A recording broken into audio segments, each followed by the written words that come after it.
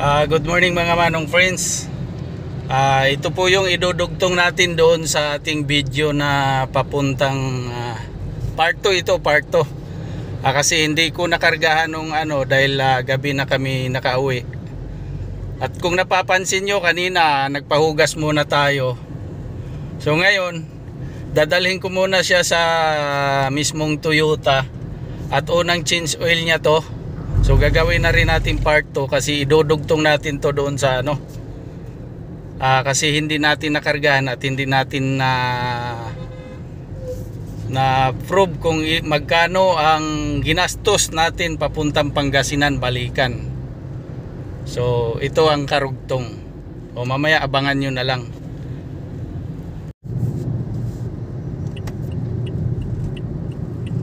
Kakanan tayo dyan. Kasi yung padiretso papunta yan ng Novaliches. Novaliches at saka Bagong Silang, pwede rin dumaan dyan. Bali sa Barti ang daan. Kakanan tayo papuntang SM Fairview. At doon sa bandang dulo, bandang kaliwa, nandyan yung Toyota Fairview.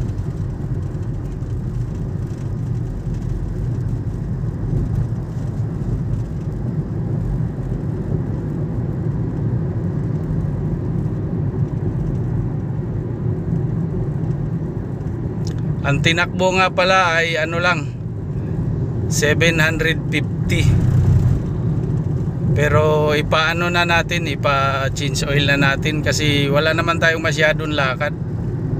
So para kung sakaling may lakad tayo na dire-diretso na tuloy-tuloy na, bagong overhaul na siya. What? Overhaul? Ano ba yan? Bagong change oil. Ano ba nang bakit napunta sa overhaul? Wag naman. Ano ba yan? Ito na po yung Toyota sa bandang kaliwa. So mag-u-turn tayo doon sa bandang dulo. Tapos babalik tayo dyan.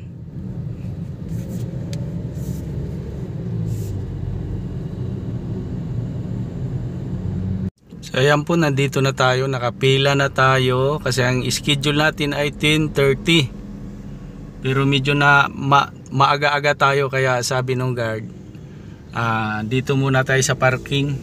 At okay naman na, nakalista na tayo. So abangan na lang natin mamaya. At nga pala doon sa pinagpalinisan ko, ang ganda ng nila service. So 130 lang yung linis. Binigyan ko kahit papano ng konting pang nila.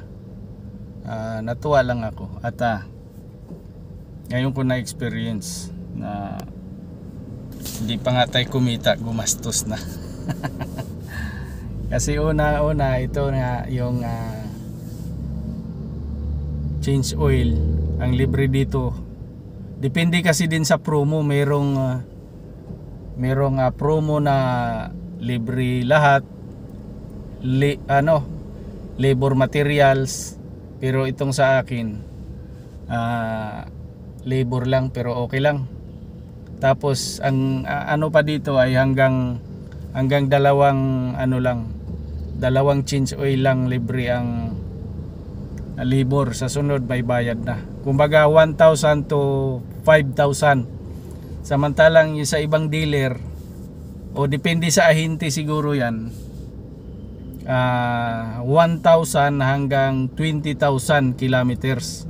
So ang laking matitipid nun.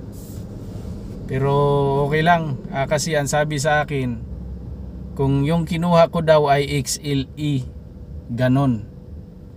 Yung kinuha ko XE, kasi sayang din kasi yung 100,000 mahigit, mga 110,000 ang diferensya. So dito lang muna, ito lang muna yung kinuha ko kasi unang namin ito unang kotse na brand new. Noon mayroon na kaming kotse pero sikanhan.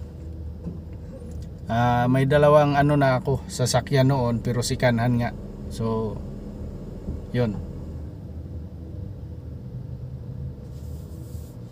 Ito yung unang brand new kasi, at saka hindi ko ito kinuha para pang ano, yung gamitin pang kasama na rin sa pamilya.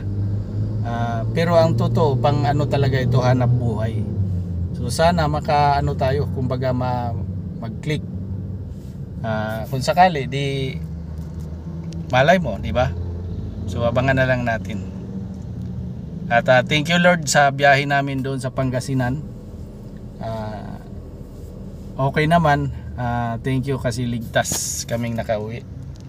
Walang naging aberya.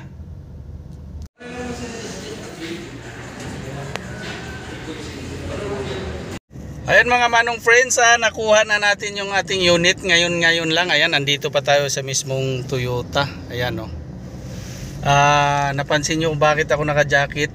Umuwi muna ako, kumain, tapos yun, naka-idli pa ako.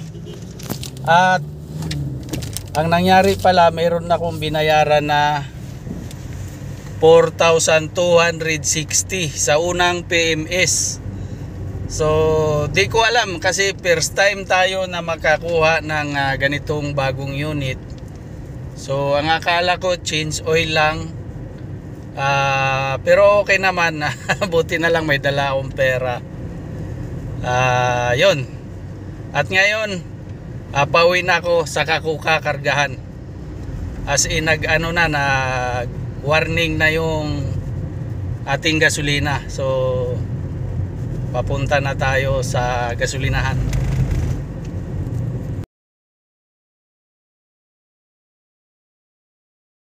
Ayan mga manong friends, nandito na ako sa bahay.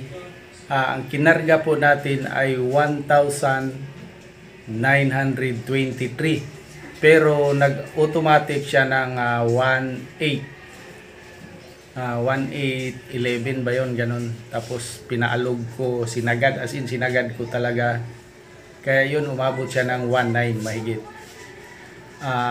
Medyo malakas pa siya doon sa ano niya, sa tinakbo niyang 500 kilometers balikan. Kasi nga break in pa, kumbaga siyempre masisikip pa yung mga kasuan ika nga. So titipid pa yan next ano. So abangan na lang mga sa susunod na ano, mga takbo natin. At yun mga manong friends, na kwenta ko sa 500 kilometers na tinakbo, 33 liters sa 500 na tinakbo. Tapos dinivide ko doon sa tinakbong 500. So ang per liter niya, ang 1 liter ay 15 kilometers. So hindi na masama kasi break in pa lang naman. Umabot ng 15 kilometers per liter. So yun lang, maraming salamat at dito ko natatapusin ang aking video. Maraming salamat sa inyong pagsubaybay. Abangan sa susunod kong bukas, unang araw ko ng pagbabiyahe ng Grab Express. So kikita nga ba ako? Abangan.